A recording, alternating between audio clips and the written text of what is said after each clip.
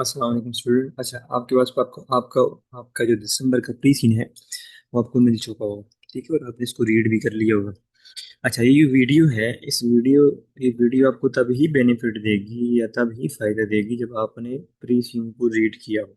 ठीक है, और अगर रीड नहीं किया तो एटलीस्ट ये जो इंडस्ट्री बॉडी है, यानी कि आप कह सकते हैं पेज नंबर 7 तक आपने लाजमी रीड किया हो, एटलीस्ट 2 to 3 टाइम। और फिर ये वीडियो आपके लिए बड़ी इंपॉर्टेंट होने वाली है। इसमें आपको इम्पोर्टेंट पॉइंट मैं आपसे डिस्कस करूंगा जो आपको इस तमाम तर यहाँ तक पेज नंबर 7 तक आपको अपने माइंड में रखने, यानी जब आप आंसर टाइप करने जाएंगे एग्जाम के अंदर तो आपके माइंड में होने चाहिए वो पॉइंट। आप देखते हैं वो कौन से ऐसे पॉइंट हैं जिनको आपने माइंड में रखना है। अच्छा, कुछ पॉइंट में भी एक दो से पॉइंट हो जो आपको लगता हो कि इतने इंपॉर्टेंट नहीं है, लेकिन बाकी तो उन तक पॉइंट्स में आप मेरे साथ एग्री करेंगे। अच्छा, पहली चीज आपने याद रखनी, जब भी आपने अपना आंसर टाइप करने हैं तो आपका जो बिजनेस है या जिस मॉडल पे आप काम कर रहे हैं वो चेन मॉडल है, यानी वहाँ पर एक ओनर है, इंडिविजुअल ओनर है, और वो नंबर ऑफ जो आपकी ब्रांचेस हैं उनको ओन करता है और फिर उनको मैनेज भी करता है। इसके साथ साथ 4 स्टार भी है। अब जब 4 स्टार है तो आपको क्वालिटी भी मैनेज करनी है, आपको क्वालिटी ऑफ सर्विस भी मैनेज करनी है, आपको फूड क्वालिटी को भी देखना है। ठीक है, तो तमाम तर चीज़ें, और इसके साथ अपने कस्टमर की सेटिस्फेक्शन लेवल को भी देखना है।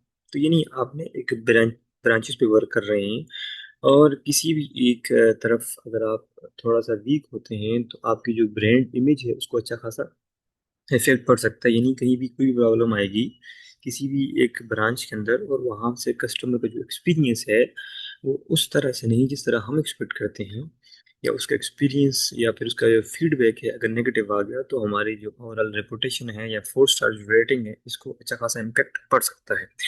और इसके अपोजिट अगर कस्टमर की सेटिस्फेक्शन लेवल बढ़ता है तो हमारे और कस्टमर का पॉजिटिव फीडबैक वहाँ से आता है, तो हमारे लिए अपॉर्चुनिटी एक तो ये है कि हम 4 स्टार से 5 स्टार में चले जाएंगे।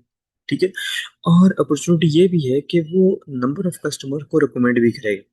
ठीक है, यानी जब इंटरनेशनल का कस्टमर विजिट करेंगे तो विजिट करने के बाद अपना एक्सपीरियंस दूसरों के साथ शेयर करेंगे, तो इस तरह हमारे जो कस्टमर जो एक्यूपेंसी रेशियो है वो इंक्रीज करेगी। तो ये पॉइंट आपने अपने माइंड में रखना है। ओके, ये सेकंड पॉइंट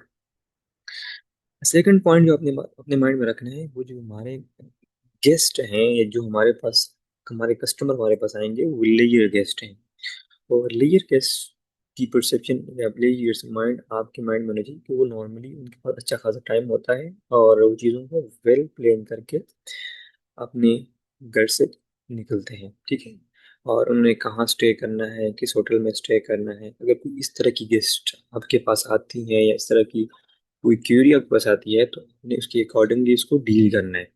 ठीक है, अगर आप उसको उसके अकॉर्डिंगली डील नहीं करेंगे कस्टमर के माइंड के अकॉर्डिंगली तो आप क्या करेंगे, अपना कस्टमर लूज कर रहे हैं, क्योंकि उसके पास आपकी जो इंडस्ट्री है इसमें कंपटीशन एक्सट्रीमली हाई और कस्टमर की जो पावर है वो ज़्यादा है, जबकि हमारी जो बिजनेस की जो पावर है लो लेवल होटल की कम है, क्योंकि कस्टमर के पास ऑप्शन है और customer can switch without any cost.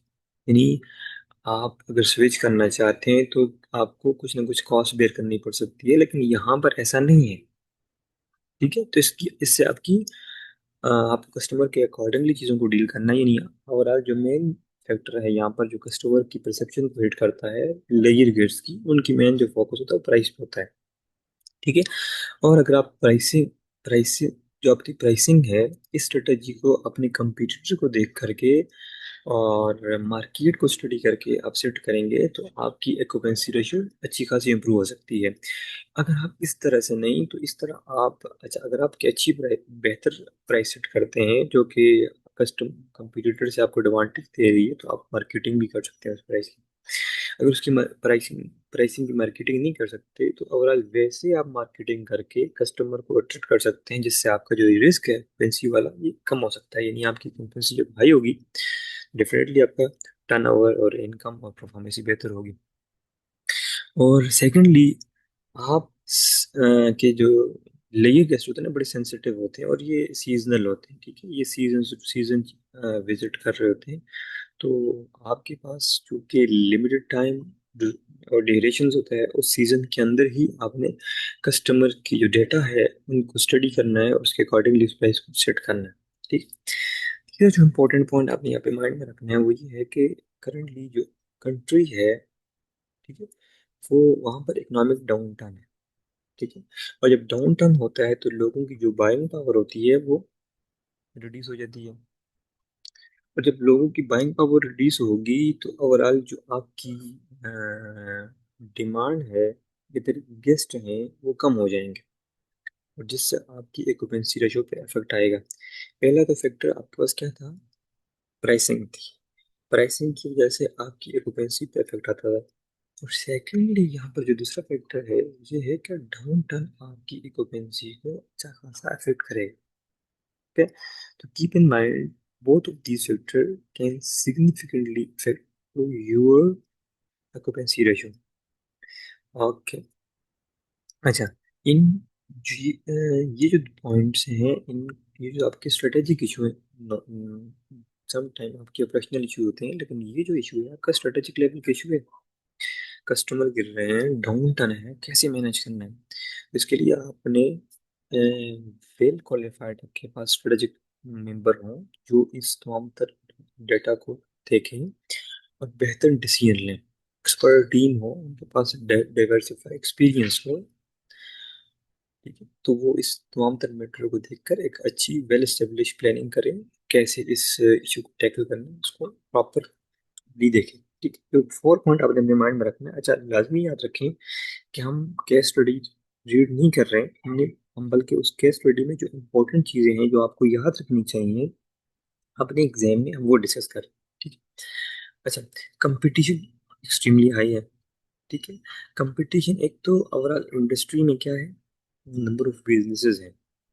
आप अगर अपने केस स्टडी में देखें तो I think I just forget the number of hotel, लेकिन may be more than 30 I think there is branches जो कि वर्क कर रही हैं। ठीक है। और इसी तरह इसके साथ साथ कस्टमर के पास ऑप्शन भी है, यानी अल्टरनेटिव ऑप्शन भी है। सिर्फ कस्टमर कंपटीशन ही नहीं है, वहाँ पे कस्टमर के पास अल्टरनेटिव ऑप्शन भी है।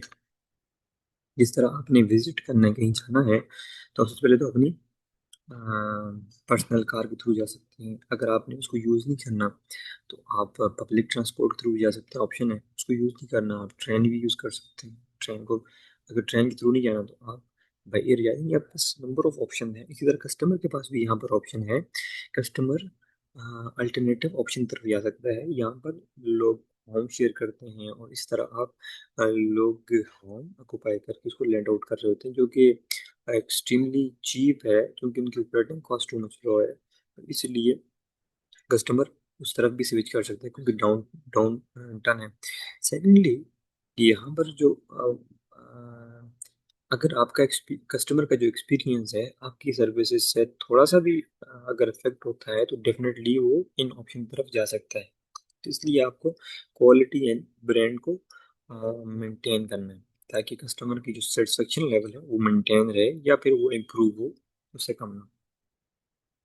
और इसके साथ साथ जो नंबर 5 पॉइंट हमारे पास है वो ये है कि हमारा जो यहाँ पे जो जितने बिजनेसेस हैं ईस्ट लैंड के अंदर, या तो वो ऑनर मैनेज है या फिर वो फ्रेंचाइज सिस्टम पे वर्क कर रहे हैं। ठीक है। ये ऑनर मैनेज का मतलब ये है कि सिंगल ओनर, इंडिविजुअल ओनर, और उसके पास नंबर ऑफ ब्रांचेस हैं। या फिर इसके पास इसकी अल्टरनेटिव क्या हो सकता है कि एक ब्रांचेस सिस्टम के हर एक ब्रांच का इंडिविजुअल क्या है, ओनर है, वो अपनी ब्रांच को देख रहा है। ठीक है। और इससे भी अल्टरनेटिव क्या हो सकता है कि आपके पास ब्रांचेस ना हो, सिर्फ इंडिविजुअल एक होटल हो और किसी एक सिटी के अंदर हो। तो यानी ये 3 टाइप के डिफरेंट सेगमेंट आपके पास हो सकते हैं या डिफरेंट टाइप के आपके पास ऑप्शन हो सकते हैं। लेकिन याद रखिएगा जब आपके पास ब्रांचेस का सिस्टम आता है और ब्रांचेस इंडिविजुअल ओनर है तो उसके लिए तो उसको मैनेज करना बहुत ज़्यादा मुश्किल और टफ हो सकता है। इसी तरह अगर उसके हर ब्रांच का जो है अपना ओनर है तो उसके लिए थोड़ा सा क्या होगा, एज होगा कि कस्टमर हर सिटी के अंदर जा सकता है और वो एक क्वालिटी ऑफ सर्विस को एंटरटेन कर सकता है क्योंकि ओनर कुछ चीज़ों को मैनेज कर रहा होगा। और डिफरेंट सिटीज़ के अंदर सेम तरह की सर्विसेज उनको मिल रही होगी तो वो फिर अगर उसको अच्छी उससे उसकी जो सेटिस्फेक्शन लेवल है, ठीक है, जो सर्विस की क्वालिटी है, वो तमाम तरह हर जगह पे जब सेम होगी तो उससे कस्टमर का एक्सपीरियंस इंप्रूव होगा। या फिर किसी एक सिटी के अंदर कोई एक इंडिविजुअल ओनर है, अगर वो उसको मैनेज कर रहा है, तो वहाँ पर उसके पास यहाँ पर डिसएडवांटेज हो सकता है कि वो जो कस्टमर दूसरी सिटीज के अंदर है, या फिर season to season, region region to region जो है टूरिस्ट चेंज होते हैं। यानी विंटर के अंदर ईस्ट साइड ज़्यादा होते हैं, समर के अंदर वेस्ट साइड ज़्यादा होते हैं। तो इस तरह उसको यहाँ पर डिसएडवांटेज है। लेकिन एडवांटेज क्या है उसको, कि वो उसको बड़ी जो है बेहतरीन तरीके से उसको मैनेज कर सकता है, अपनी क्वालिटी को मेंटेन कर सकता है, क्योंकि वो इंडिविजुअल ओनर होगा, इंडिविजुअल स्पेस होगी, तो इजीली उसको मॉनिटर कर सकता है, और कोई भी रिस्क है तो उसको आइडेंटिफाई कर सकता है, उसके अकॉर्डिंगली वो अप्रोप्रिएट एक्शन ले सकता है। तो ये जो 5 पॉइंट अब तक हमने डिस्कस किए हैं, उनको अपने माइंड में रखें।